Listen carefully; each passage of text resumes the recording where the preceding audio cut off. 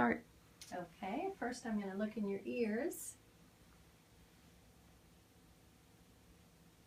That's great.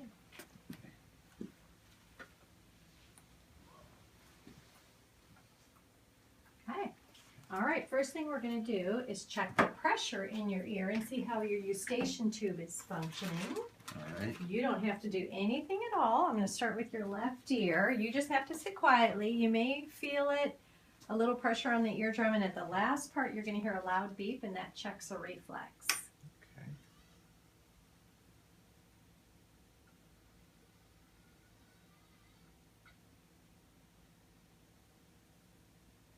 Okay, and now for the loud beep.